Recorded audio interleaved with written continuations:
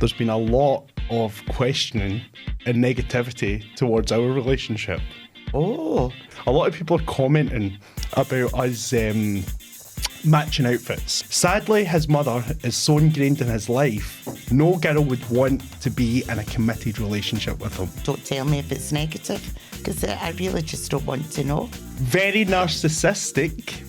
He's joined to the hips with his mother. No girl will ever stand a chance with him. He's a mummy's boy, and that's always a huge red flag. I don't think you like that, did you?